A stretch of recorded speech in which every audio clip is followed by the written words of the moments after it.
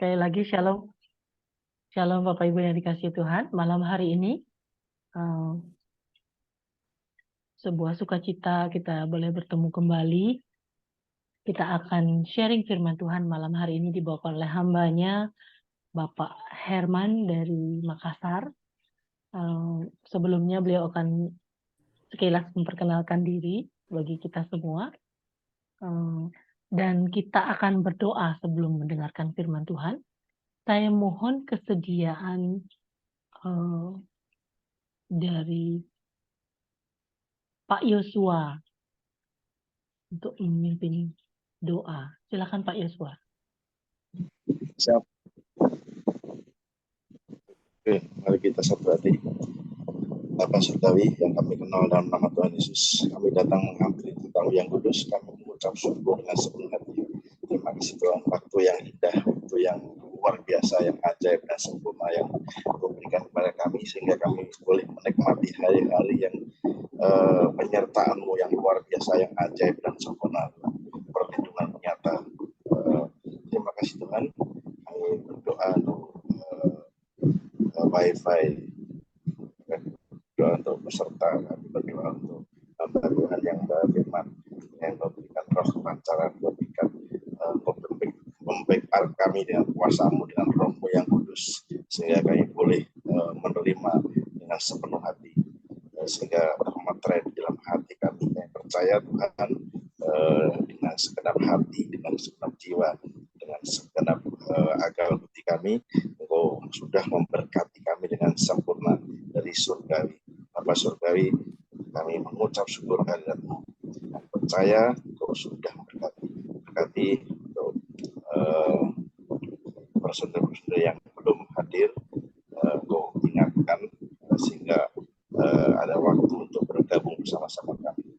Dan sudah bergabung, memberikan roh kesetiaan, roh ketahanan, roh kesenangan, kegembiraan, sukacita dari surga. Terima kasih Tuhan. Demikian seluruh doa permohonan kami, alaskan dalam nama Putra-Mu yang Tuhan Yesus Kristus. Amin. Saya kembalikan.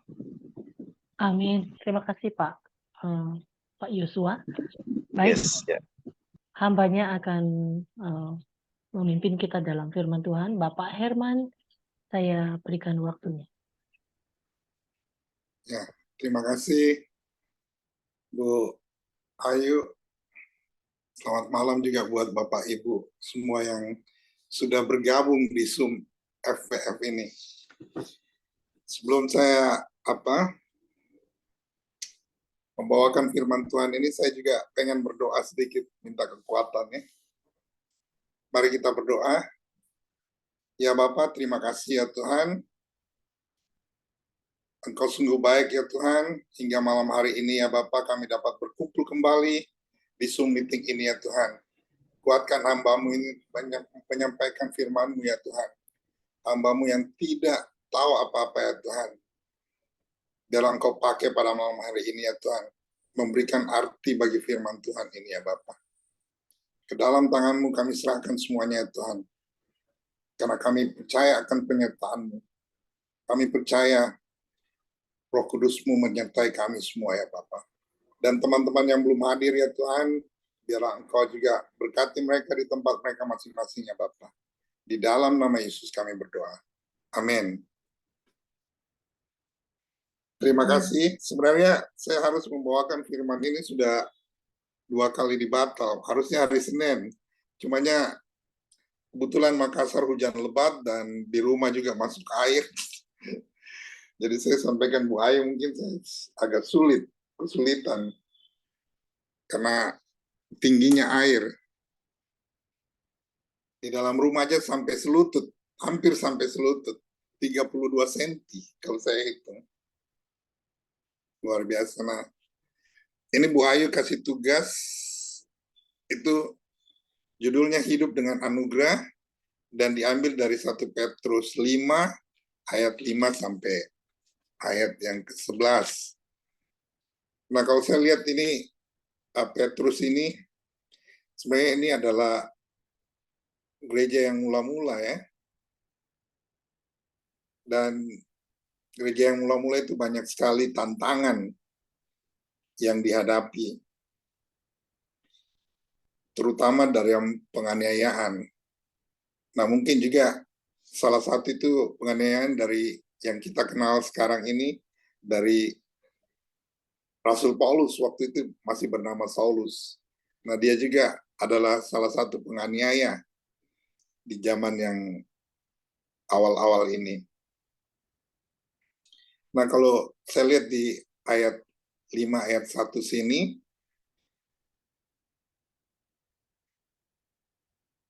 Petrus ini menasihatkan para penatua bahwa mereka itu akan mengalami penderitaan juga. Dan mereka jangan mengambil keuntungan, kemudian mereka jangan asal memerintah saja terhadap gembala yang terhadap domba-domba yang dipercayakan, supaya waktu gembala agungnya datang, mahkota kemuliaan itu tidak layu dari mereka.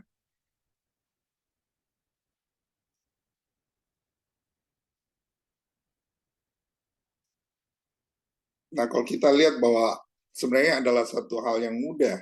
Mungkin di saat sekarang ini kalau kita melayani, saya lihat gereja-gereja, memang ada tantangan, tapi tantangan itu mungkin tidak sebesar waktu zaman awal yang Rasul Petrus dan rasul-rasul awal itu alami. Masalah, masa susah, bisa semakin lemah, tidak berdaya. Nah, waktu inilah kita harusnya mengandalkan Tuhan, pimpinan Roh Tuhan.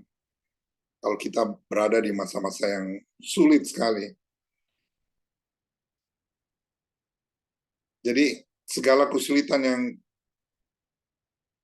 kita alami mungkin di saat-saat kita melayani Tuhan, melakukan pekerjaan Tuhan, atau dipakai Tuhan,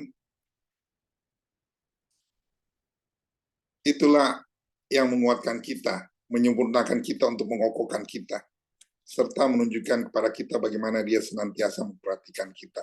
Jadi itulah anugerah sebenarnya dari Tuhan yang menguatkan kita. Bahwa di tengah-tengah kesulitan itulah anugerah Tuhan itu bekerja bagi kita. Nah, kalau saya lihat mulai dari 5 ayat 5 ini, kalau saya bisa bacakan, demikian jugalah kamu, hai orang-orang muda, tunduklah kepada orang yang tua, dan kamu semua rendahkanlah dirimu, seorang terhadap yang lain. Sebab Allah menentang orang yang congkak, tetapi menasihati orang yang rendah hati. Ayat 6, karena itu rendahkanlah dirimu di bawah tangan Tuhan yang kuat, supaya kamu ditinggikannya pada waktunya. Ayat ke-7, serahkanlah segala kekhawatiranmu kepadanya, sebab Ia yang memelihara kamu. Sadarlah dan berjaga-jagalah. Lawanmu si iblis berjalan keliling, sama seperti singa yang mengaum-ngaum, dan mencari orang-orang yang dapat ditelannya. Lawanlah dia dengan iman yang teguh, sebab kamu tahu bahwa semua saudaramu di seluruh dunia menanggung penderitaan yang sama.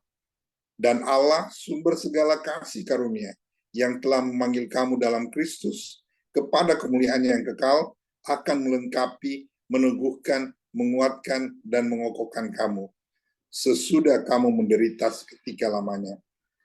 Ialah yang punya kuasa sampai selama-lamanya. Amin. Jadi kalau saya lihat ada 6 hal yang saya bisa ambil dari sini, mengingat anugerah Tuhan kita hidup dengan anugerah Tuhan Yesus Kristus. Jadi ayat yang kelima itu Rasul Petrus mengatakan, demikian jugalah kamu hai orang-orang muda, tunduklah kepada orang yang tua, dan kamu semua rendahkanlah dirimu seorang terhadap yang lain. Sebab Allah menentang orang yang congkak, tetapi mengasihani orang yang rendah hati. Jadi mungkin ada perlawanan dari orang-orang muda ini karena di ayat di atas Rasul Petrus mengingatkan pada penatua bahwa janganlah kamu seolah-olah kamu mau memerintah. Jadi mungkin mereka agak ini ya, agak sedikit arogansi bahwa mereka itu sudah penatua, mereka melakukan perintah-perintah kepada yang lebih muda. Nah, kalau kita lihat bahwa di ayat berikutnya dikatakan bahwa Tuhanlah yang merendahkan kita. Jadi kita ini harus merendahkan diri kita karena Tuhanlah yang membuat kita rendah. Karena itu rendahkanlah dirimu di bawah tangan Tuhan yang kuat. Nah, bagi jemaat mula-mula, mungkin penganiayaan inilah yang dipakai Tuhan untuk menekan mereka, untuk merendahkan diri. Karena mungkin dalam pelayanan mereka sudah main perintah, melakukan hal-hal yang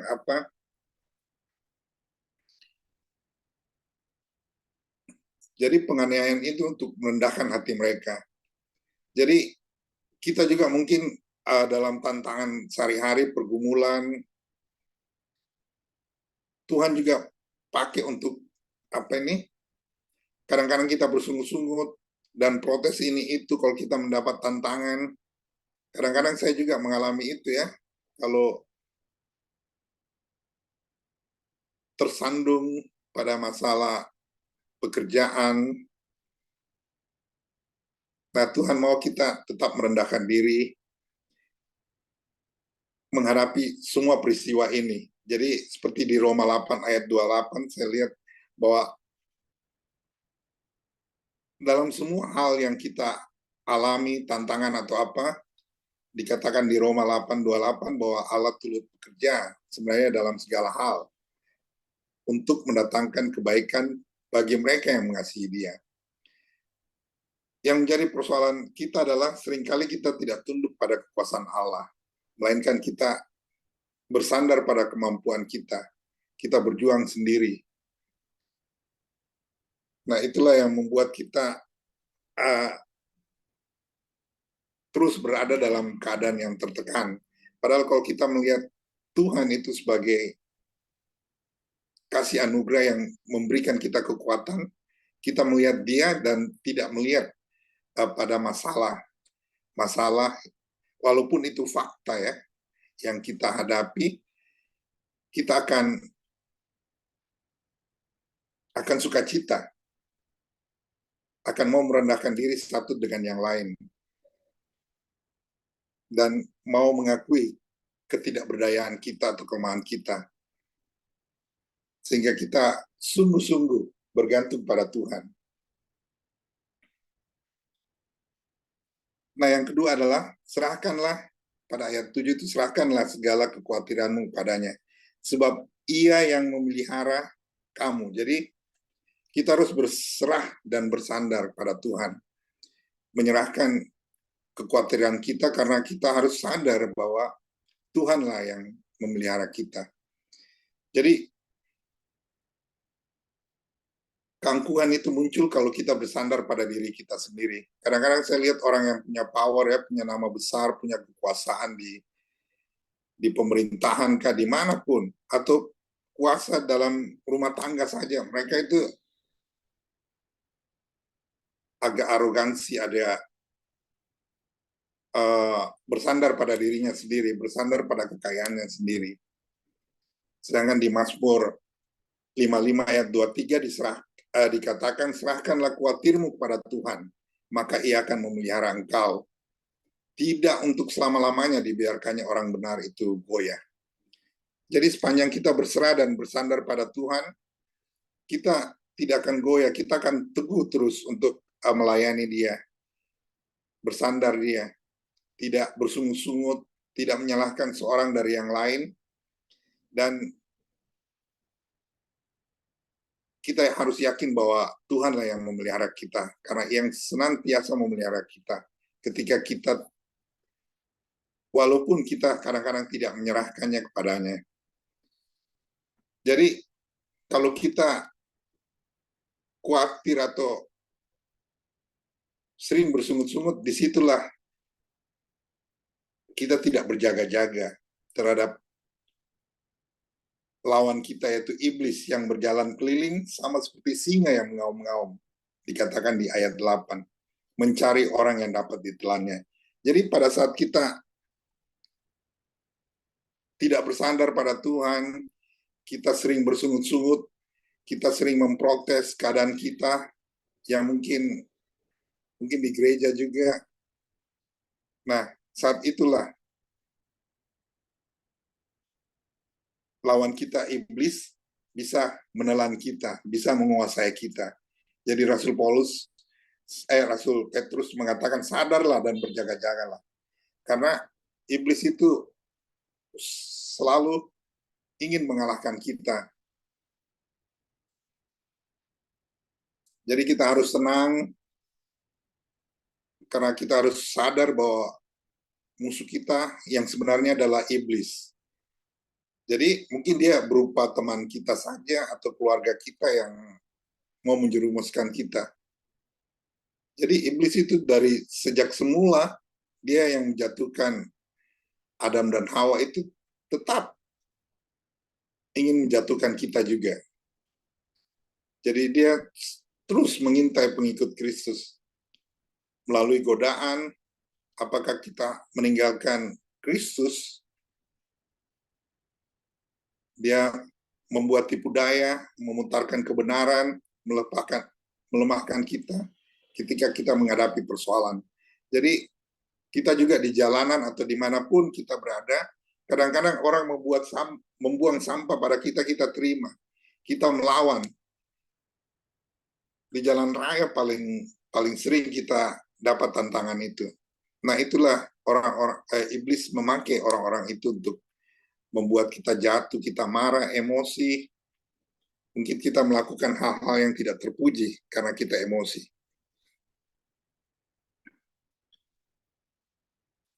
Nah, Rasul Petrus juga di ayat 9 ini dia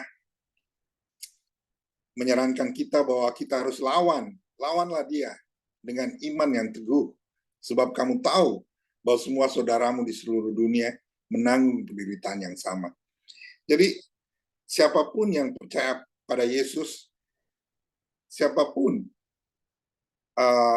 yang melakukan pekerjaan di dalam Tuhan akan menanggung penderitaan yang sama seperti kita. Ya, tapi kalau iman kita kokoh, kepercayaan kepada Allah kita tidak goyah, di sanalah kita menyerahkan peperangan kepada Tuhan. Jadi sepanjang kita tidak goyah, kita percaya sungguh-sungguh, maka Allah yang berperang bagi kita. Kita harus diam saja.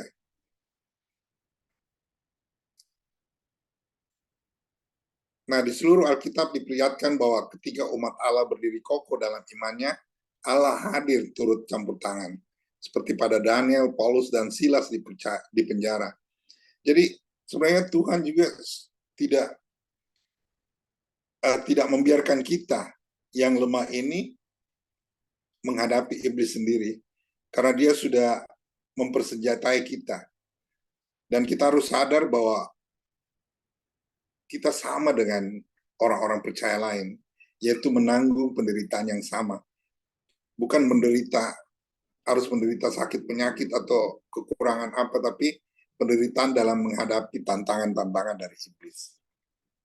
Sehingga dikatakan bahwa dan Allah sumber segala kasih karunia di ayat 10 yang telah memanggil kamu dalam Kristus pada kemuliaannya yang kekal akan melengkapi, meneguhkan, menguatkan dan mengokohkan kamu sesudah kamu menderita seketika lamanya. Jadi memang kita harus ikut menderita seketika lamanya, tapi di dalam melalui itu Tuhan memperlengkapi kita, meneguhkan dan menguatkan dan mengokohkan kita untuk menghadapi semuanya. Jadi kita harus bertahan dan setia, menemukan kekuatan dalam Tuhan, bersandar padanya, sadar dan berjaga-jaga. Nah, pada saat kita sadar dan berjaga-jaga, itulah kita menjadi kuat. Jadi ada hubungan langsung antara iman yang kuat dengan kemampuan hidup dalam kemenangan. Jadi ketika iman kita kokoh, kepercayaan kita kepada Tuhan tidak goyah. Kita kuat menghadapi semuanya. Nah, karena apa? Allah hadir dan turut campur tangan dalam hidup kita. Kita menjadi selalu siap menghadapi tantangan.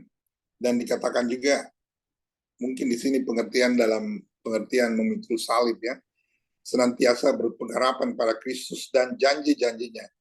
Karena janji-janji Tuhan itu semua, kalau saya lihat, semua adalah meneguhkan, menguatkan, dan membuat kita sanggup lolos dari sebagai pemenang.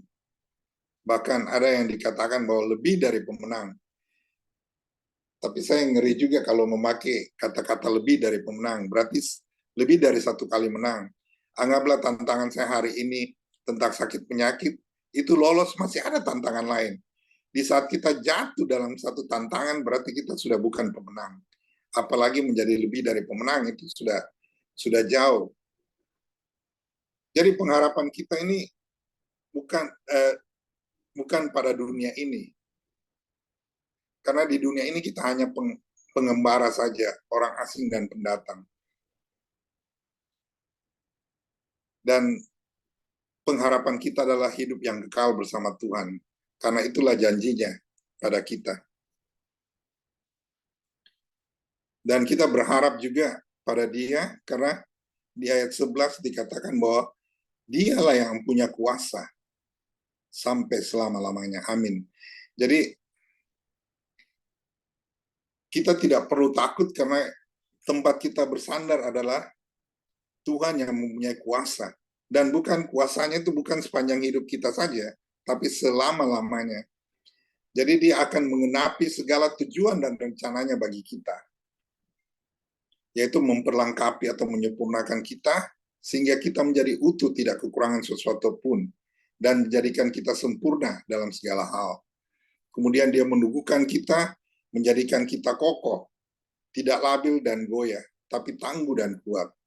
Kemudian dia menguatkan kita, memakai segala kesulitan untuk menjadikan kita semakin kuat, memberikan kemampuan kepada kita menghadapi segala sesuatu. Jadi seperti dikatakan bahwa kita itu melewati pebaraan ya, dimurnikan. Itu kata dimurnikan itu melalui berbagai macam persoalan, berbagai macam hal, dan pada saat kita kokoh melalui itu, kita akan menjadi tangguh dan kuat. Jadi, dia juga memberikan kita fondasi yang tidak rapuh dan goyah, melainkan tetap dan berdiri tegak. Jadi itulah karena Tuhan itu yang mempunyai kuasa sampai selama-lamanya, kita harus percaya. Nah, apakah yang kita hadapi dalam kehidupan saat ini? Kalau saya bisa kesaksian, waduh, saya ini banyak tantangan setelah melewati COVID ya. Tantangan itu di pekerjaan juga. Satu hal, dulu saya supply barang itu agak lancar. Kenapa? Teman-teman saya yang seusia saya itu masih bekerja. Sekarang mereka ini satu-satu sudah pada pensiun. Jadi hubungan saya dengan yang di bawah-bawah ini sudah berkurang. Tidak seperti dulu lagi. Nah, kemudian ada beberapa barang juga yang saya antar pada saat menjelang COVID itu banyak yang tidak terbayar. Karena alasan mereka bahwa waktu itu mereka tidak punya akses untuk kerjakan barang itu. Tetapi saya juga merasa kadang-kadang ragu juga terhadap keadaan saya. Kenapa? Apakah Tuhan masih menyertai saya?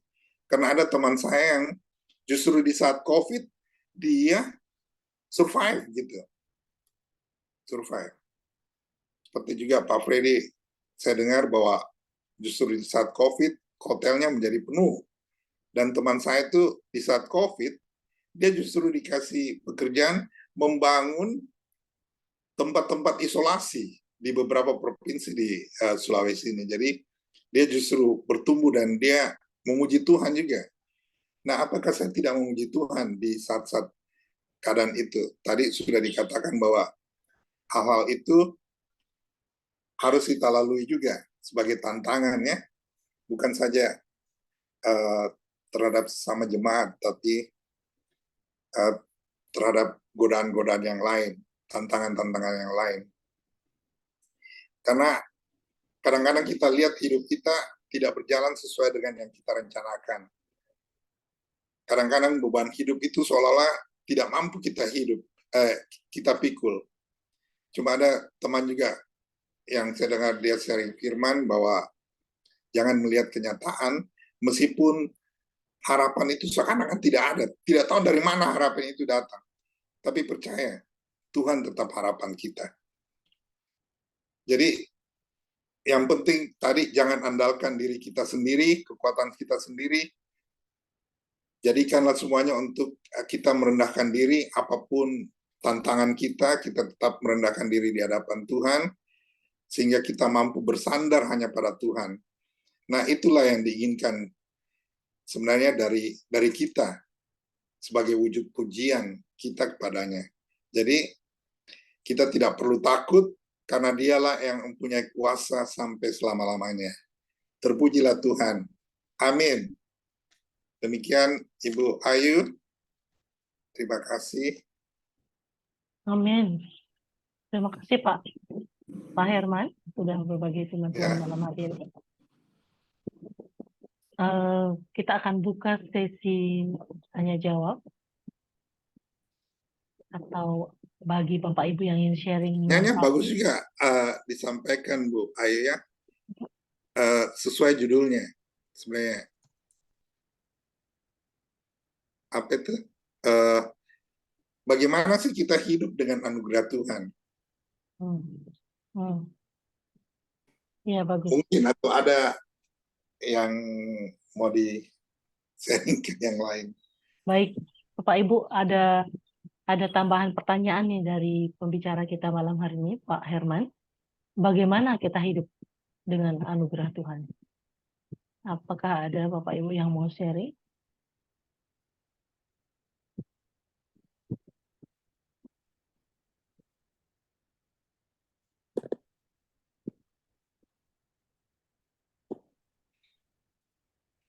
Atau ada dari Ibu Ayu, karena ada Pak Henry pun, ada Pak Freddy, ini ada bapak-bapak yang siap untuk sharing apa saja. Iya, betul. Silakan Bapak Ibu.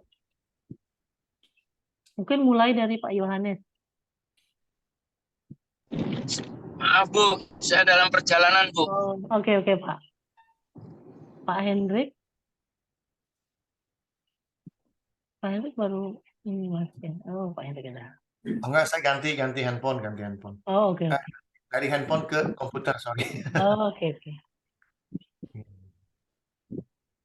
Silakan Pak Hendrik atau Pak Freddy. Iya. Atau Pak Ivan. Tadi apa pertanyaannya Bu, gimana Bu? Bagaimana kita hidup dengan anugerah? Cara hidup dalam anugerah atau dengan anugerah? Ya, tapi sebelumnya saya terima kasih sama Pak Herman ya. Sederhana sekali dan nggak panjang-panjang. Ya cukup lah itu, ya more than enough. Tapi ada satu catatan yang saya catat, baru buat saya, baru loh Pak Herman. Baru dengar dan ini akan saya pakai terus. Pokoknya yang baru-baru buat saya dan sifatnya itu membangun, saya pasti catat Pak Herman. Kira-kira Pak Herman bisa tahu nggak apa yang saya catat? Yang baru menurut saya. Saya sih nggak bisa tebak Pak. Sorry, saya dari WC. Oh. Bisa tebak nggak kira-kira apa Pak? Yang mana ini Pak Henry? Ya, Bapak kan tadi banyak ngomong nih. Saya ada catat satu yang baru buat saya. Menurut Pak Herman, ini pasti baru buat Pak Hendrik. Baru, buat saya itu baru. Maksud saya baru dibuka gitu pikirannya. Bahwa apa ini kita jangan melihat fakta masalah ya. Oh bukan Pak, itu tahu bukan. Semua. Ada satu yang baru Pak. Oh. Catatan itu buat saya Pak. Dan ini catatan untuk kita semua.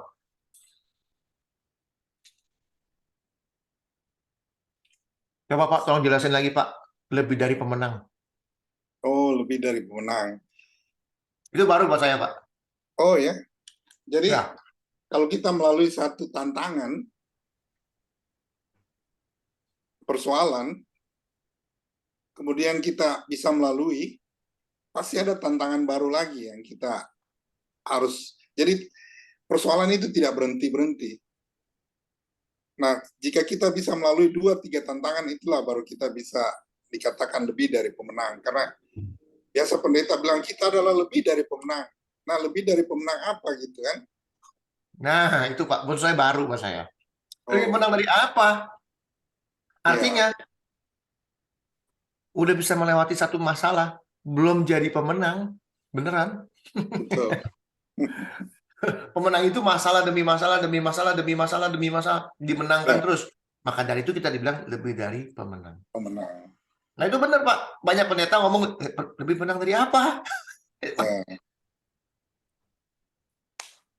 Saya setuju banget. Banyak sekali orang ngomong lebih dari pemenang, tapi nggak dikasih tahu lebih pemenang dari apa. iya benar-benar. Sama seperti tadi Pak Freddy bilang, kita harus berdoa dalam roh dan kebenaran. Gimana caranya? Demonstrasinya gimana? Yang doa dalam roh itu ada pernah yang katakan begini, Pak, saya yang bilang, tolong rohku doa pada Tuhan, karena saya tidak tahu apa yang dia katakan gitu. Apa itu benar, Pak Henry? Gimana Pak? Gimana Pak? Jadi saya meminta pada roh saya untuk membuat permohonan-permohonan kepada Tuhan, tetapi saya tidak tahu apa yang dia katakan. Jadi saya diam aja. Nah, terus gimana? Kalau diam aja terus gimana? Nunggu ini, roh nunggu saya apa? yang berkata-kata, tapi saya tidak tahu apa yang dia katakan gitu. Nah, apa itu benar? Ada yang Sekarang dia memohon kepada roh dia untuk berdoa kepada Tuhan. Setuju? Ya, betul. Artinya apa? Dia nggak bisa kontrol rohnya dia, betul? Tidak bisa. Tidak Nggak kontrol. bisa. Karena nggak bisa. Kenapa nggak bisa pertanyaannya? Kan gitu. Karena nggak pernah ada roh. Manusia tuh nggak pernah ada rohnya. Ada ayatnya itu, Pak. Roma 8 ayat 26. Bentar. Roma 8 ayat 26 ya, sebentar ya.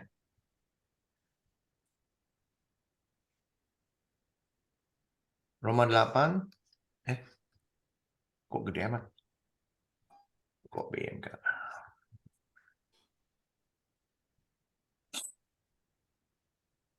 Roma 8 ayat 26.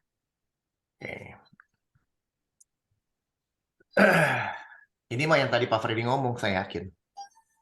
Demikian juga roh huruf besar membantu kita dalam kelemahan kita. Sebab kita tidak tahu bagaimana harus berdoa. Tapi roh sendiri berdoa untuk kita kepada Allah dengan keluhan yang tak terucapkan. Ngerti nggak maksudnya apa? Ini intercession. Intercession. Dalam bahasa Inggris ya. Jadi roh itu jadi pengantara kita. Siapa? Rohnya itu siapa? Rohnya Allah, roh Allah. Roh Allah. Oke. Dengan keluhan-keluhan. And we know that all things works together. Ayat berapa tadi? Ayat berapa? Roma 8 ayat 26. Likewise, the Spirit also helped our infirmities. Kelemahan kita. For we know not what we should pray for as we ought. Karena kita nggak tahu bagaimana berdoa yang seharusnya. Berdoa yang seharusnya. Bagaimana caranya berdoa. But the Spirit, Roh Allah itself, make intercessions for us with groaning which cannot be uttered. Intercession. Apa itu intercession, Bu? Artinya? Pengantara. Pengantara.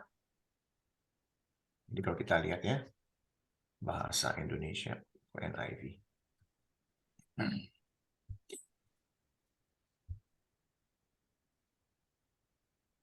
Ini nih Bu, YouVersion. Ini benar-benar mantap. Coba kita. Versi mudah dibaca. Apa?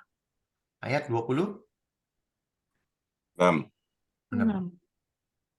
Apa kata versi mudah dibaca? Roh Kudus juga menolong kita dalam kelemahan kita. Karena kita tidak tahu bagaimana harusnya berdoa. Tapi Roh mendoakan kita dan turut sangat keluh kesah bersama kita dengan perasaan yang tidak dapat bingung saya. Tapi sampai sini udah benar nih, karena kita tidak tahu bagaimana berdoa. Tapi Rohnya mendoakan kita dan turut sangat keluh kesah. Nggak ngerti bahasanya. Saya nggak ngerti. Coba firman Allah yang hidup. Keluh Roh kesah Allah itu membantu. Bagaimana, Pak? Keluh kesah itu artinya roh mendukung kita dengan sungguh-sungguh gitu loh. Seperti jerih payah gitu loh, Pak. Ya. Roh Allah membantu kita dalam semua kelemahan kita. Itu udah benar. Sebab kita tidak tahu bagaimana harusnya berdoa. Benar. Roh Kudus berdoa bagi kita dengan perasaan yang tidak terlukiskan. Nah, ini artinya benar. Ya. Roh Kudus berdoa bagi kita dengan perasaan yang tidak terlukiskan dengan kata-kata. Artinya apa? Pada saat kita berdoa, ya, Roh Kudus yang ada di dalam hati kita itu memberikan sebuah perasaan bahwa Roh Kudus sendiri yang akan menyampaikan doa itu kepada Tuhan, sehingga perasaan itu tidak bisa ditulukiskan dengan kata-kata, karena perasaan yang penuh dengan damai sejahtera. Ini kira-kira artinya begini. Apa saya salah mengartikan? Ibu Ayu, kira-kira Ibu Ayu kalau baca ini gimana? Sebab kita tidak tahu bagaimana harus berdoa. Karena apa? Dalam semua kelemahan kita. Karena pada saat kita lemah, beneran kita udah nggak tahu mesti ngomong apa. Ya. Bukannya sekarang kita nggak tahu berdoa. Kita berdoa bisa. Tapi pada saat kita lemah, beneran kita udah nggak tahu mesti ngapain. Contoh, kayak saya gitu ya. Saya lagi nungguin green card saya gitu loh. Saya udah nggak tahu mesti ngomong apa lagi sama Tuhan, beneran. Yang ada cuma Tuhan udah pimpin saya sampai hari ini. Di Amerika sudah sampai hari ini Tuhan pimpin. Masa masalah surat aja ya udah separuh jalan. Saya udah separuh jalan, tinggal separuh lagi ini. Lalu bisa punya rumah sampai hari ini. Bagaimana? Jadi step-stepnya tuh kita bisa melihat. Jadi Roh Kudus itu yang menguatkan saya gitu loh. Ya. Dia berdoa bagi kita tuh dengan Apa perasaan. Hah?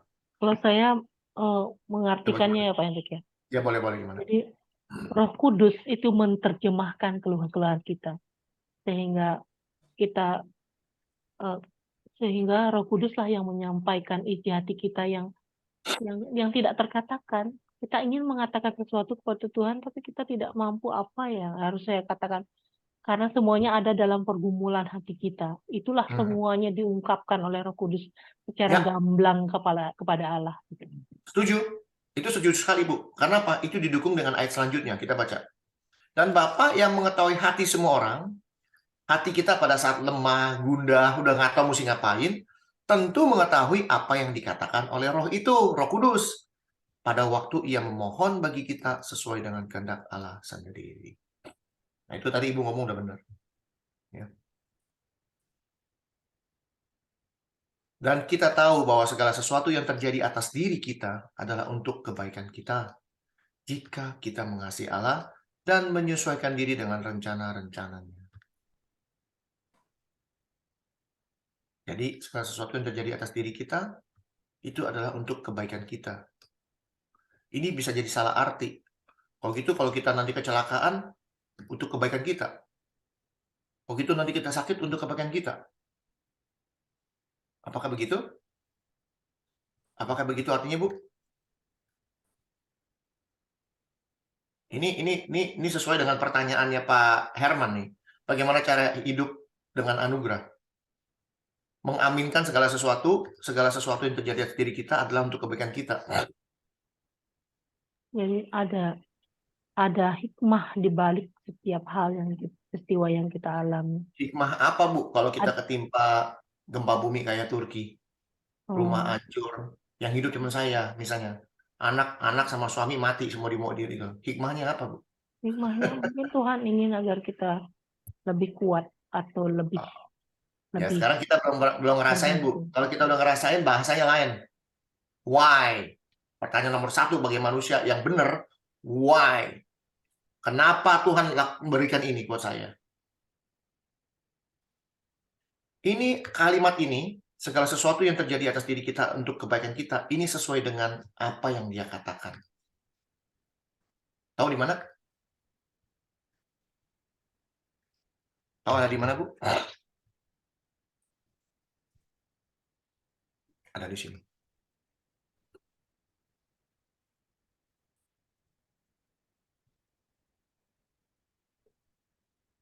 Sebab aku ini mengetahui rancangan-rancangan apa yang ada padaku mengenai kamu. Ya. Bapa yang mengetahui hati semua orang tentu mengetahui apa yang dikatakan Roh itu. Dan kita tahu bahwa segala sesuatu terjadi atas diri kita untuk kebaikan kita jika kita mengasihi Allah. Menyesuaikan diri dengan rencananya. Apa yang ada padaku, mereka demikianlah firman Tuhan, yaitu rancangan damai sejahtera dan bukan rancangan kecelakaan untuk memberikan kamu kepadamu hari depan yang penuh harapan. Tuhan tidak pernah merancangkan kecelakaan. Jadi kalau ada gempa bumi, rumah kebakar, itu bukan dari Tuhan. Ingat itu.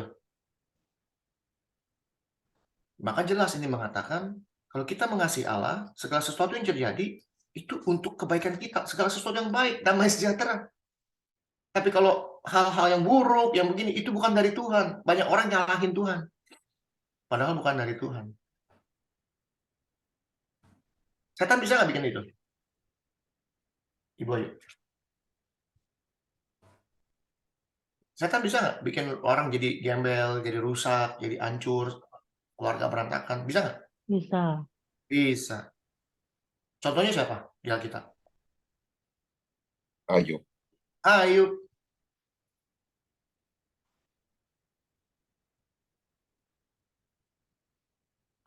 Ya. Jadi nggak heran dikatakan untuk memberikan kepadamu hari depan yang penuh harapan. Dan apabila kamu berseru dan datang untuk berdoa kepadaku, maka aku akan mendengarkan kamu. Apabila kamu mencari aku, kamu akan menemukan aku. Apabila kamu menanyakan aku dengan segenap hati, aku akan memberi kamu menemukan aku. Bagaimana caranya? Dengan rohnya sendiri, yaitu Roh Kudus. Demikianlah firman Tuhan. Dan aku akan memulihkan keadaanmu, dan akan mengumpulkan kamu dari antara segala bangsa, dari segala tempat kemana kamu telah kucara balikan. Demikianlah firman Tuhan, dan aku akan mengembalikan kamu ke tempat yang dari mana aku telah membuang kamu. Ayat semua nyambung. Jadi kalau kita baca, Tuhan kasih firman Tuhan yang lain. Oh, ternyata ini cocok dengan, bukan dicocok-cocokin loh, ya, atau dicomot-comot. No. Ini adalah referensi. Sehingga genap firman Tuhan yang mengatakan Tuhan tidak pernah merancangkan sesuatu yang jahat. Makanya kalau saya ini selalu menempatkan diri saya kepada orang-orang di Turki. Perasaan apa yang ada melihat rumah saya hancur? Waktu saya lari, saya bilang sama istri saya, mana? Ayo lari. Saya lari paling kencang. Yang lain nggak sempat lari. Door ambruk. Perasaannya gimana tuh? Pas nengok ke belakang, nggak ada. Yang ada runtuhan. Waduh. Nomor satu, saya teriak. Saya udah nggak ingat Tuhan itu, saya yakin. Saya teriak. Cari istri saya, cari anak saya. Ayo, suara lu mana? Teriak-teriak, saya nggak angkat, Tuhan tolong mereka. Nggak pernah. Nggak akan keluar, Tuhan tolong mereka. Nggak ada. Saya cari dulu di mana orang. Padahal ada Tuhan. Tuhan bilang, tanya saya bisa kasih tahu ada di mana. Tuhan nungguin gitu. Tapi Tuhan ngerti. Nah itu pada kelemahan kita itu kita benar-benar udah kebingungan mesti ngapain. Pernah nggak Ibu Ayu ngerasain begini? Pada saat kita kebingungan gimana, akhirnya Tuhan tolong. Keluar. Tuhan tolong saya, Tuhan. Sering ya? Itu maksudnya Roh Kudus yang memberitahu kita ada Tuhan. Ayo. Tuh Roma 8. Nggak tahu Tuhan kasih tahu saya ngomong begini. Ya. Jadi juga ada kebenaran tadi di ayat 26 itu, Pak. Jadi pada saat kita kebingungan dan kita tidak tahu berdoa gimana, yang seperti statement dari Pak Hendrik, Roh Kudus itu berbicara kepada Bapa untuk meluruskan kondisi kita. Bukan kita itu jahat, tetapi kondisi kelemahan ini yang membuat kadang-kadang doa kita keliru. Umpamanya, Pak Herman ini adalah orang baik yang selalu ikut Tuhan, tetapi pada saat Pak Herman barangnya nggak dibayar, tentunya dia emosi yang berlebihan. Nah, tentunya dia sulit untuk berdoa bagi peristiwa itu. Tetapi Roh Kudus mengenal hati daripada Pak Herman sehingga menyampaikan dengan Bapak duduk persoalannya gitu loh, Pak. Jadi yang tadi Pak Hendrik singgung itu, karena begitu dia lari, dia nggak tahu mau doa apa. Ya.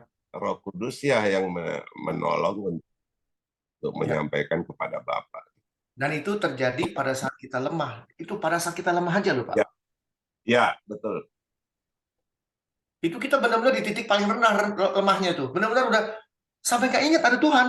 Teriak-teriak suami kita atau istri kita, ini udah mulai tereda, rohnya udah mulai terus bekerja buat kita. Konsentrasi terus, dia berhubungan terus dengan Tuhan. Karena dia tidak mau melepas kita. Kan firman Tuhan mengatakan, tidak ada satu orang pun yang akan mengambil kamu daripadaku. Tuh. Jadi setelah kita mulai ini, Tuhan tolong, baru mulai Tuhan tolong. Tapi kalau sudah nggak ada suara, nggak ada apa, pertanyaan baru. Why? Why? Titik lemahnya itu drop lagi ke bawah, lebih dalam. Why? Pertama ada harapan, Tuhan mau nolong. Tapi harapan itu hilang, diambil. Why? Mulai merenung, mulai duduk diam. Mulai ada apa namanya? Perang batin. Tuhan kenapa? Contohnya siapa lagi? Ayub. Banyak pendeta bilang Ayub, kita harus seperti Ayub. Nggak ada orang seperti Ayub, beneran nggak ada. Ayub ini nggak?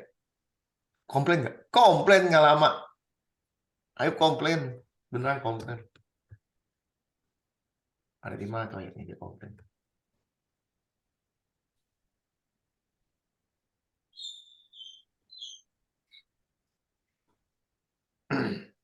Itu ada yang Nabi ke-26 orang Indonesia yang ke Jerman itu. Ya kenapa? Henry Sang apa? Sang. Paul Zhang. Paul Sang ya. Dia bilang di YouTube-nya bahwa ini gara-gara si Turki ini dia bakar bendera Swedia. Karena ada di Swedia membakar Al-Quran. Jadi kan bendera Swedia itu seakan-akan salib. Nah itu rasakan kamu, dia bilang. Dia kait-kaitkan. Enggak lah, saya kalau ada orang ngaku dia adalah nabi, buat saya udah nilainya. Bilang Nabi 26, Pak Hendrik, karena dia menghina Nabi 25. Maksudnya kalau ada Nabi 25, kenapa saya bukan jadi Nabi 26 gitu? Ya boleh-boleh aja, tapi apakah itu Alkitabiah? Kan gitu pertanyaannya. Kalau mau menghina Nabi ke-25, boleh-boleh aja, tapi bukan begitu caranya. Tidak, 25 kan itu Muslim bilang buat Muhammad. Ya tahu lah, saya ngerti. Makanya kita nggak berani ngomong. Tapi itu pun saya nggak setuju. Dia bilang Nabi ke-26. Kalau dia bilang Nabi ke-26, orang-orang yang nggak mengenal dia, maksudnya itu, seperti saya nggak kenal dia, Nabi ke-26. Buktinya apa dia Nabi? Kan gitu, kita jadi begitu kan? Ini kita ngomong kalangan sendiri, jangan keluar ke agama lain. Kalangan sendiri, apa yang membuat dia bisa mengatakan dia menabi? Profesi apa sih? Saya melihat itu cuma joke dari dia. Saya ngerti Pak, joke. Saya ngerti joke. Pertama, joke-nya itu berbahaya buat kalangan sendiri. Kedua, berbahaya buat dirinya sendiri di kalangan orang lain, agama lain, menghina. Betul? Iya, penghinaan itu. Ya, penghinaan. Makanya itu sudah menghina, kabur ke Jerman. Kalau berani menghina, stay di Indonesia. Lu hina depan orang, kita lihat apa yang terjadi. Jangan ngomong sudah di Jerman, ngomongnya, ayo, ini saya di Jerman. Ngomong depan orang, di depan umum, di lapangan Monas. Saya Nabi ke-26, kasih tahu begini, coba berani ngomong. Itu baru 2 jempol buat saya. Baru saya angkat 2 jempol. Kalau ada 4, saya angkat 4-4-nya jempol. Kalau mau jadi jagoan, begitu caranya. Kalau ngomong jadi jagoan, mesti tanya Pak Freddy. Lu apa, Freddy? Kalau mau jadi jagoan. Jagoan cuma ngomong di belakang layar mah, bukan Tuan jagoan. kesiangan itu, Pak. Kenapa? Kesiangan. Iya, sampai saya juga berani di Amerika ngomong sembarangan. Cari saya di mana, sampai budak juga nggak ketemu.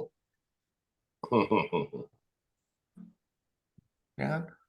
Tapi kalau ini, udahlah. Nih, kasih lihat bagaimana Ayub komplain sama Tuhan. Komplain, jangan pernah pikir. Biasanya kalau khotbah Ayub, wah, kita harus punya iman seperti Ayub, kita harus kuat seperti Ayub, begini, bukan. Buat saya, Ayub itu benar-benar munafik. Munafik itu udah tingkat kelas paling atas. Kenapa? Satu hari anaknya mati semua. Nangis belum kering, mati lagi. Nangis belum kering, mati lagi. Nangis belum kering, mati lagi. Udah pada mati, nangis belum kering. Rumah apa kebakar, ini habis, ono habis. Kekayaannya dalam 24 jam anak mati, kekayaan miskin mendadak. Dalam 24 jam, anak mati semua, miskin mendadak. Selesai belum? Borokan. Tuhan yang beri, Tuhan yang ambil. Manusia zaman sekarang ada yang bisa begitu? Tuhan yang beri, Tuhan yang ambil. Waktu ketiban nih di Turki, haleluya, Tuhan yang beri, Tuhan yang ambil. Artinya apa? Asik, gue bisa kawin lagi. Gitu. Enggak ada. Itu dibuktikan sama Ayub. Kalau Ayub benar-benar manusia biasa, mulut sama hati nggak nyambung. Tuhan beri, Tuhan ambil. Nih lihat dia ngomong apa.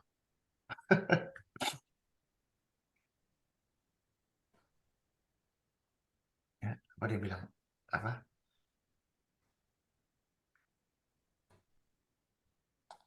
Kok 21, 3?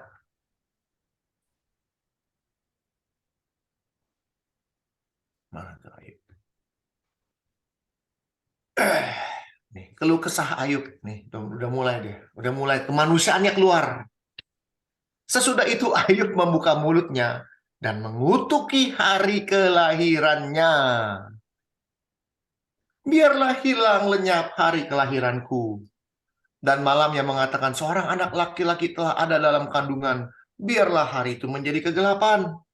Janganlah kiranya Allah yang di atas menghiraukannya. Janganlah cahaya terang menyinarinya. Biarlah kegelapan dan kekelaman menuntut hari itu. Awan kemauan menudunginya. Gerhana matahari mengejutkannya. Malam itu biarlah dia dicekam oleh kegelapan. Jangan ia bersukaria.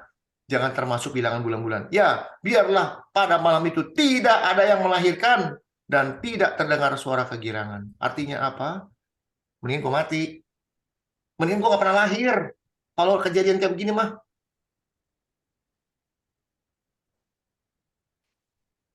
Ya.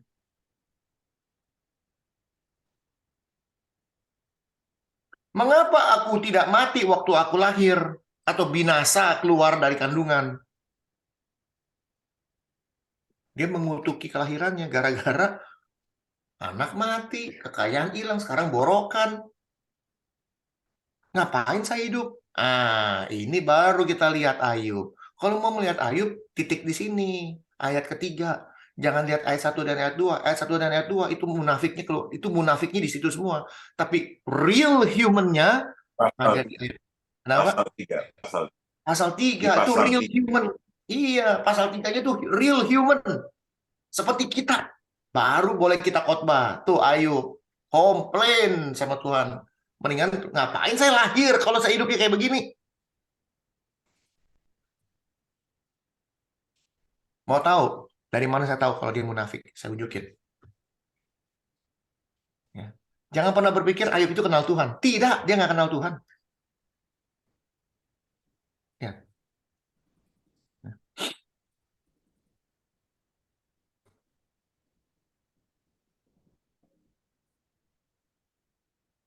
Anak-anaknya laki-laki biasa mengadakan pesta di rumah masing-masing. Menurut giliran dan ketiga saudara perempuan mereka diundang untuk makan dan minum bersama dengan mereka. Setiap kali, artinya rutin. Ini rutinitasnya Ayub.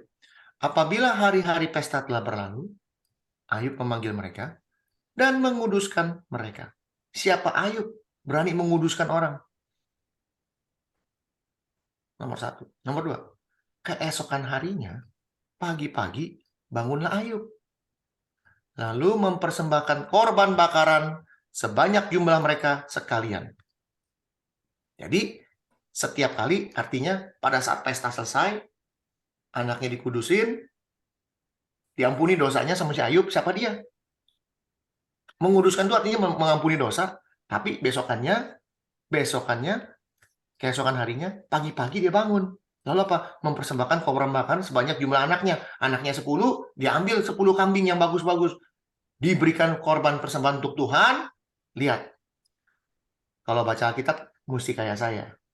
Nih, penting bahasanya. Sebab pikirnya, nih.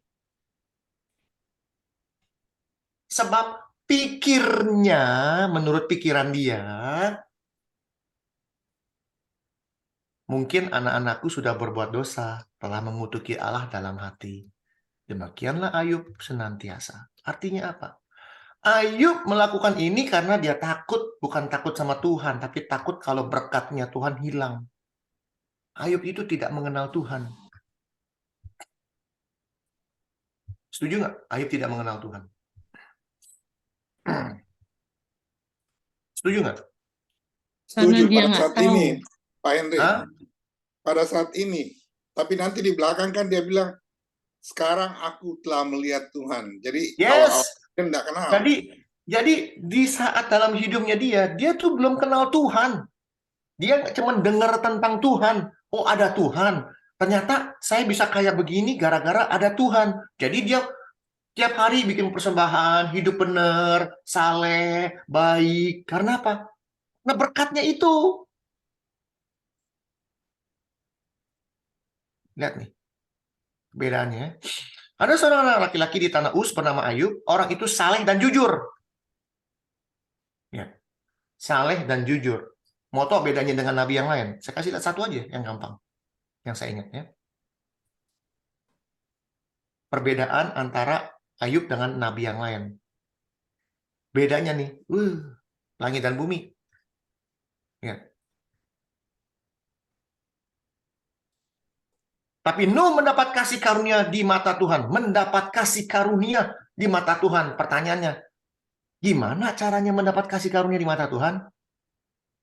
Nuh adalah seorang yang benar dan tak bercela. Tuh, benar tak bercela. Bukannya saleh dan jujur. Beda.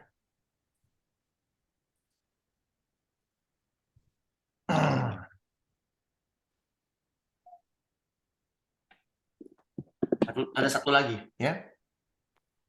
Ada satu lagi, saya unjukin. Ini baru Nuh. Sebelum Nuh ada siapa? Kita lihat. 4 mungkin ya. Silsilah. Oh, 5 kalau gitu. Ya.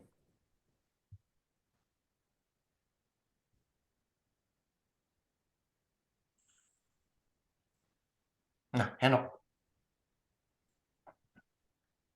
Henok hidup bergaul dengan Allah selama 300 tahun. Bergaul dengan Allah atau berjalan dengan Allah.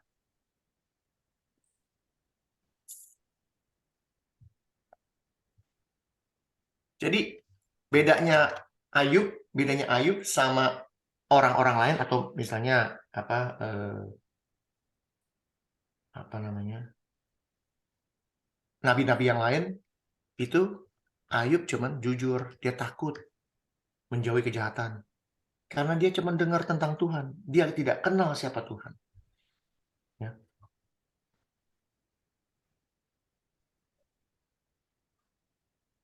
Yang tadi Pak Herman bilang, itu ayatnya ada di sini, Pak. Dari mana kita tahu kalau Ayub tidak kenal Tuhan? Nah, ada. Di ayat terakhir. Ya. Ayub mencabut perkataannya dan menyesalkan diri, judulnya. Ayub itu nyesel dengan perkataan dia. Ya. Bla bla bla bla bla, dia bilang gini.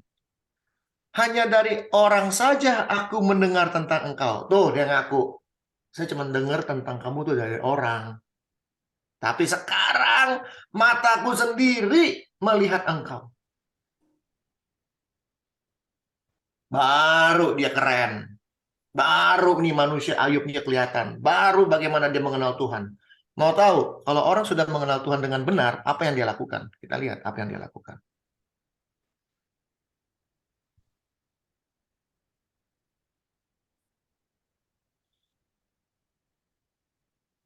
Nih. Ini yang dilakukan Ayub pada saat dia benar-benar mengenal Tuhan. Di seluruh negeri tidak terdapat perempuan yang secantik anak-anak Ayub. Dan mereka, anak perempuan, diberi ayahnya milik pusaka di tengah-tengah saudara laki-laki. Kenapa harus disebut? Apa pentingnya? Nih. Bisa tahu Pak Herman kenapa? Penting ini kenapa penting? Atau Ibu Ayu? Kalau Pak Freddy udah tahu jawabannya. Kenapa ini penting? Disebut, ditulis. Pak Herman tahu? Mungkin apa ini supaya dilihat seimbang ya. Maksudnya dia menyerahkan secara apa ini jujur gitu, secara tidak membedakan. Jawabannya adalah ini sesuatu yang nggak mungkin terjadi di zamannya Ayub. Memberi kehui, bahasa Inggris, bahasa Cinanya kehui, alias apa? Warisan. Ini warisan. Ini kehui. Warisan. Itu nggak mungkin. Impossible. Mission impossible memberikan warisan kepada anak perempuan. Nggak mungkin. Karena zaman patriark. Laki-laki nomor 1, perempuan nggak ada. Sama di zaman Musa. Iya. Keturunan Zamannya Manasye dulu, kan?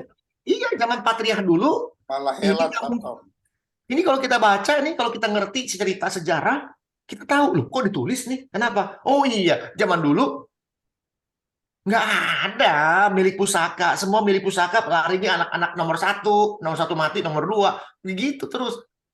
Apa warisannya? Contohnya Yakub memberi apa? Anaknya tuh yang kepada si Yusuf, bukan kepada siapa gimana. Itu benar-benar ini nggak mungkin, udah nggak mungkin terjadi. Tapi terjadi karena apa? Karena Ayub mengerti siapa Tuhan. Tuhan pencipta langit dan bumi. Tuhan menciptakan laki-laki dan perempuan. Sama di mata Tuhan. Ini loh. Baru kita kenal Ayub yang benar. Manusiawi dari ayat ketiga. Ayat 1-2 itu munafik semua. Dia nggak kenal Tuhan.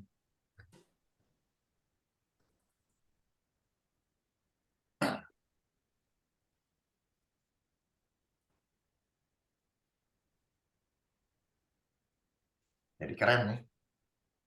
Itulah dari saya Bu Ayu. Yang lainnya Pak Freddy tambahin Pak, kalau Pak. Makasih Pak Henry. Bagaimana hidup dengan anugerah? Ya, saya sedikit menambahkan yang disampaikan Pak Herman. Jangan sampai kata menyandarkan diri itu kayak bos, Pak. Jadi kita sandar aja nanti Tuhan yang kerja. Gitu. Jadi menyandarkan diri kepada Tuhan mesti lebih jelas gitu loh.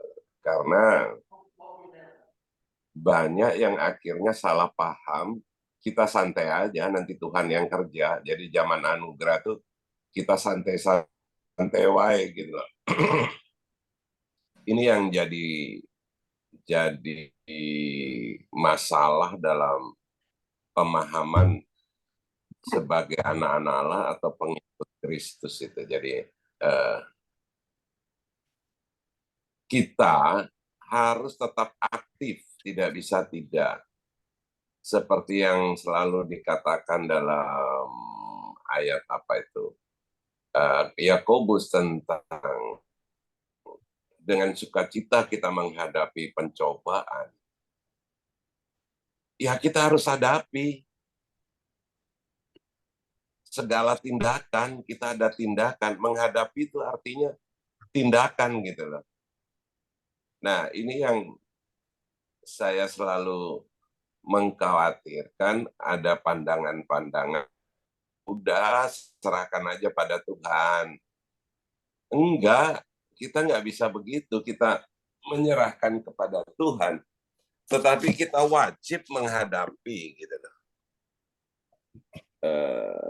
Tentunya dengan dasar-dasar yang iman kita itu kita bisa menghadapi dengan suatu sukacita gitu ya. Menghadapi dengan sukacita karena apa? Kita bisa lihat kemenangan gitu loh. Untuk kita naik tingkat gitu.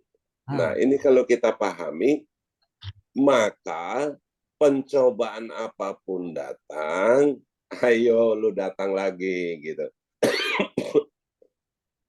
Ini akan membuat kita terlatih gitu. Jadi bukan kita bersandar kepada Tuhan terus kita sandar duduk pangku kaki biar Tuhan yang kerja. Ini jadi sesuatu ya Pak Herman nggak salah, tetapi saya takutnya orang lain yang menerima atau berita yang kita bawakan ini akhirnya ditangkap seperti itu gitu loh. Padahal kita harus menghadapi gitu loh. Jadi ini cukup penting untuk kita mengerti agar mengikuti Tuhan adalah posisinya begitu. Jangan sampai posisinya kita diam aja, berdoa aja, puasa aja, nanti biar Tuhan yang kerja. Nggak bisa. Kita ada masalah ya kita hadapi. Dan kita yakin yang seperti digambarkan dalam kata-kata lebih dari pemenang yang dikatakan firman Tuhan itu. Lu jangan takut, lu pasti menang kalau bersama Tuhan. Yes, gitu kan. Karena apa? Iman kita kepada Dia. Kenapa? Masa Tuhan kalah, yang benar aja dong gitu kan. Jadi iman kita itu di situ baru terbaca gitu loh. Jangan bilang punya iman, ya masuk kamar mayat betere-betere yang nggak punya iman itu namanya gitu. Di situ bisa lebih jelas gitu. Dan juga penting satu lagi, apa tadi saya sudah mau omong lupa lagi nih. Tentang kita di dalam mengikuti Tuhan itu penting sekali kita memahami sehingga jangan sampai di dalam langkah-langkah kita itu malah apa ya, kita jadi pengecut gitu loh. Ya seperti Pak Hendrik berkelahi sama teman sekolahnya berkelahi, tapi Hendrik lari. Lu tunggu lu, gue bilangin babe gua lu, kan gitu. Tetapi nggak bisa kita fight, ancur-ancur, gitu. Jadi jangan sampai kita. Nabi ke-26 berdiri di Jerman. Jadi kita ya fight, sehingga jangan sampai cuma berteriak aja pengecut, lu tunggu lu, gua bilangin babe gua lu, awas lu, tunggu lu. Nah, ini jadi problem gitu lah. Kalau kita mengikuti Tuhan terus suruh Tuhan nanti kita pakai dalam nama Yesus, darah Yesus, bilur Yesus, tapi kita tidak berbuat apa-apa. Jadi ini yang sering terjadi bagi pengikut Kristus yang mengikuti Tuhan untuk beli balsem aja gitu loh. Balsemnya darah Yesus, bilur Yesus yang selalu dibawa-bawa begitu. Padahal dirinya sendiri nggak tahu Yesus itu siapa, makanya dia jualan balsem begitu. Jadi mudah-mudahan hal ini dimengerti agar kita sebagai pengikut Kristus ya jangan pengecut lah. Ada masalah ya hadapilah. Ya. Dengan apa? Dengan iman kita bahwa roh di dalam kita lebih besar, bahwa Allah kita luar biasa, penolong kita itu Roh Kudus. Bukan manusia tapi Roh Kudus. Tentu akan memberikan kepada kita jalan-jalan, mengingatkan kepada kita. Kenapa bisa kita Dengan demikian ada bukti di Alkitab. Pada saat menghadapi pengadilan, udah lu santai aja. Nanti yang ngomong itu adalah roh yang membantu untuk ngomong sampai musuhnya kelagepan, akhirnya dilepaskan begitu kan. Nah, kalau kita bilang kita beriman gitu loh. Apa perlu kita lari sembunyi Tuhan kerja? Enggak, mereka menghadapi persidangan itu. Gitu loh. Jadi jangan sampai kita jadi Kristen pengecut, ada masalah bukan dihadapi tapi sembunyi gitu kan. Ya mudah-mudahan ini untuk kita sebagai anak-anak Allah bisa mempertontonkan agar kekristenan itu lebih kuat gitu. Jangan sampai jadi bencong gitu. Ngikut Tuhan jadi bencong atau munafik gitu. Itu aja Bayu, makasih. Amin, amin. Luar biasa. Terima kasih Pak. Pertama Pak Herman yang sudah bagi firman Tuhan malam hari ini, kemudian dilengkapi oleh Pak Hendrik, kemudian disempurnakan lagi oleh Pak Freddy. Luar biasa, malam hari ini kita banyak dapat berkat. Untuk itu saya mohon Pak Herman untuk menutup di dalam doa untuk sesi satu ini. Kemudian saya akan serahkan tongkat host kepada Pak Freddy Ongko Saputra setelah Pak Herman tutup dalam doa. Silakan Pak Herman. Ya, terima kasih Bu Ayu. Mari kita berdoa. Ya Bapa, terima kasih ya Tuhan, firman-Mu sudah disampaikan. Ada pengertian-pengertian baru di dalamnya Tuhan. Kami percaya karena Engkau sendiri yang menyertai firman ini ya Bapa. Ya Tuhan, Kau juga sertai teman-teman kami ya Tuhan, Ibu Ayu, Pak Hendrik, Pak Freddy, dan semua teman-teman, Ibu Ruth yang sudah hadir, Ibu Sri Kartini, dan teman yang lain ya Tuhan, biarlah berkat-Mu juga menyertai mereka semua ya Tuhan. Karena kami percaya Engkau Allah kami percaya Engkau kekuatan kami ya Tuhan. Ya Bapa, sebentar juga kami akan masuk ke sesi yang baru ya Tuhan, biar Engkau menyertai kami juga ya Bapa. Di dalam nama Yesus kami berdoa. Amin. Sekali lagi terima kasih Pak Herman yang sudah kasih Pak. Memimpin kita malam hari ini. Terima kasih. Firman Tuhan dengan tema hidup dengan anugerah.